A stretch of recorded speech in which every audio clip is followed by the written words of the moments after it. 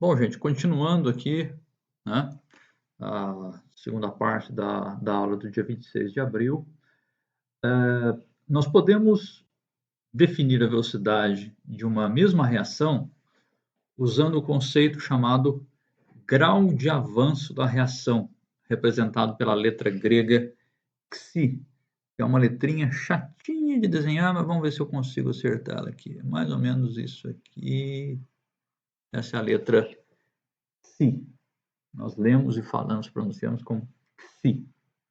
Tá? Excelente, igual quem fala em inglês. Em português nós suavizamos e falamos excelência, né? Mas em latim é excellence, né?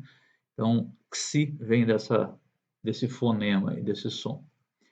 Muito bem, e o tal do grau de avanço xi de uma reação, ele é definido da seguinte forma: o número de mols N de uma determinada substância J num intervalo de tempo, naquele instante de tempo, NJ naquele tempo T, menos o número de mols da mesma substância J no instante zero, no instante inicial da reação.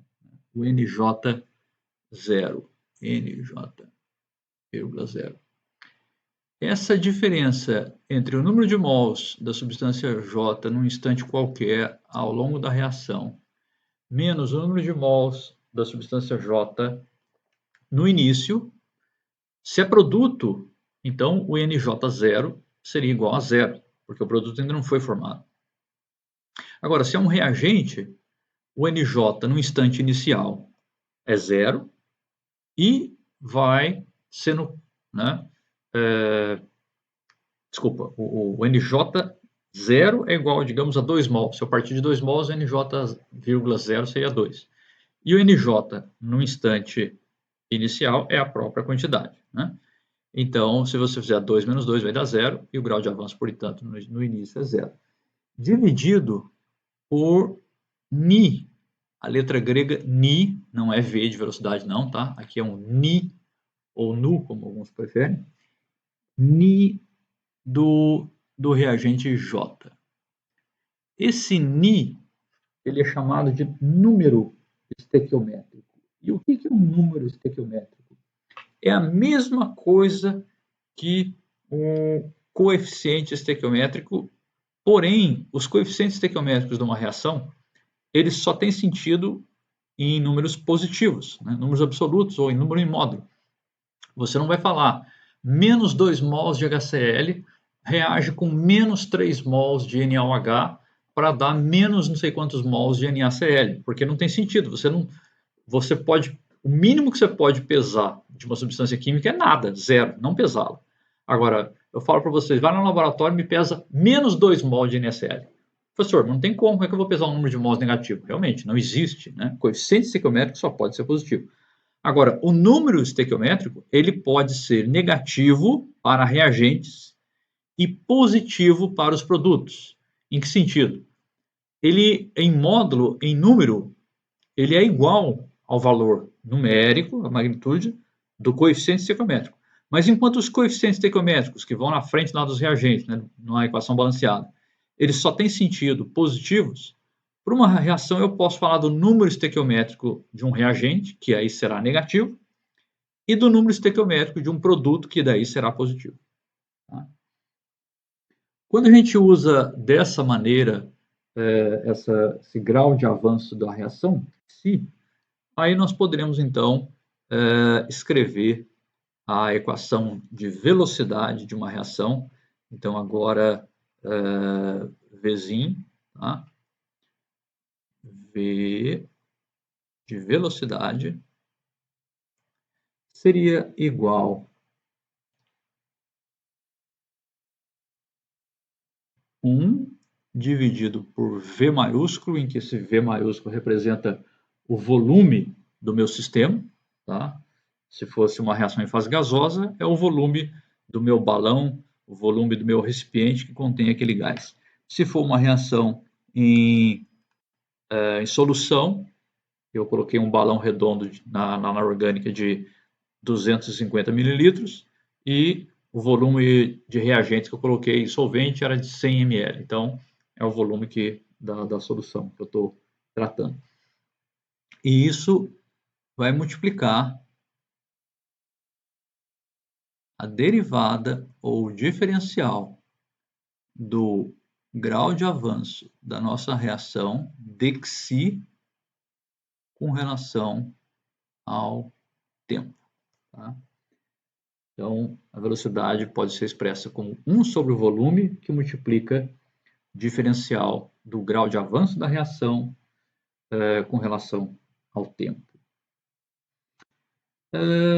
É mais prático, né? Nós podemos, então, colocando aí o número estequiométrico, também podemos escrever em consequência que isso aqui também vai ser igual a quê?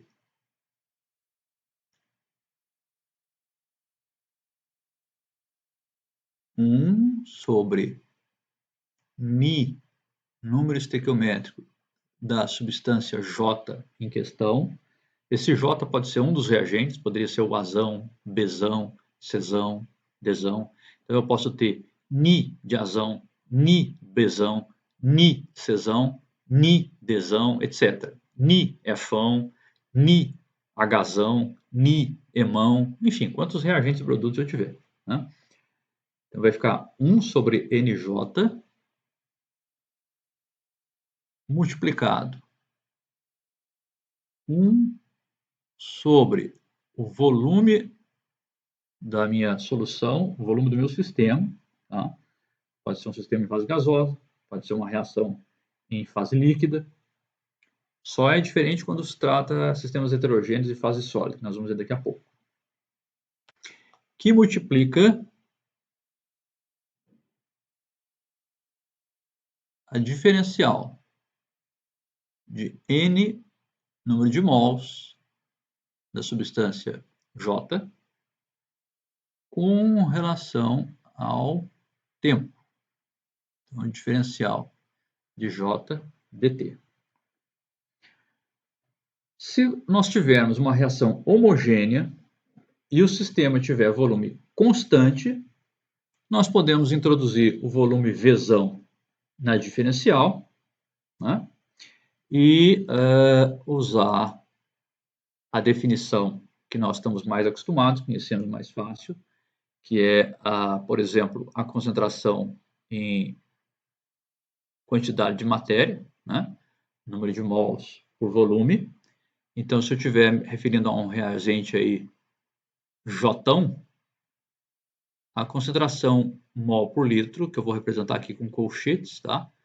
Colchetes J, quer dizer concentração em quantidade de matéria da substância J, maiúsculo, J, por unidade de volume. E se nós usarmos, então, que a concentração dessa espécie J, da turma da Mônica, né, o J, é o número de mols de J, NJ, dividido pelo volume do nosso sistema, do nosso recipiente, nós podemos, então, escrever que a velocidade é igual também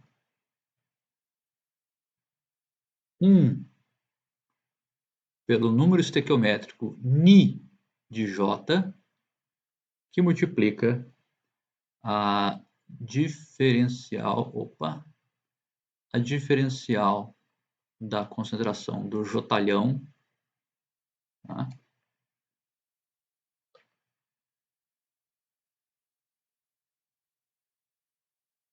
Com relação ao tempo.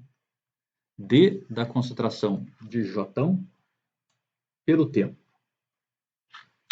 Caso nós tenhamos uma reação que for heterogênea, em que, por exemplo, eu tenho um catalisador sólido, e no caso de catalisador a gente usa muito, um parâmetro muito importante dos catalisadores é a área superficial ou área específica, Então, eu vou fazer aqui uma divisão, tá? Uma pequena separação aqui.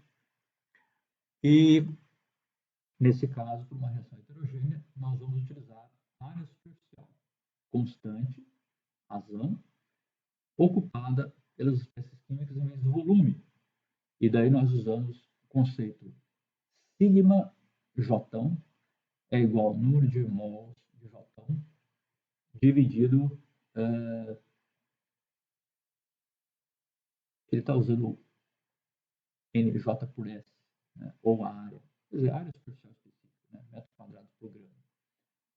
Seria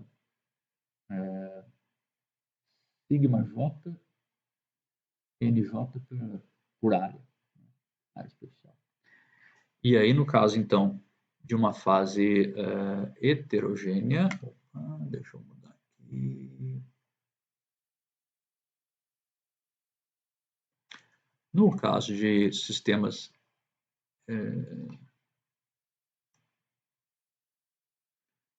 para sistemas heterogêneos,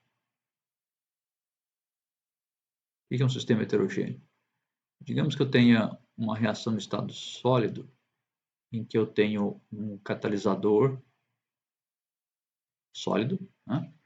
E eu vou passar, por exemplo, gases sobre esse catalisador. Síntese de amônia. Tá? Síntese de amônia é nitrogênio gasoso, mais hidrogênio gasoso em altas pressões e altas temperaturas, e o ferro metálico é um excelente catalisador. Para um sistema heterogêneo, a velocidade V fica igual a 1 dividido pelo número estequiométrico da substância J1, 1 sobre NJ, que multiplica derivada diferencial de sigma, a letra grega sigma, sigma J com relação ao tempo. Onde esse sigma J, qual é a definição aqui do sigma J? Sigma J vai ser o número de mols desse J dividido pela área superficial específica.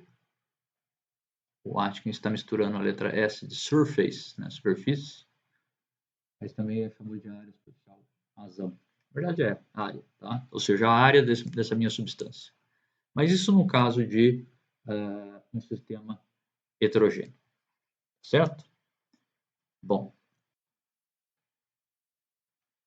um momento.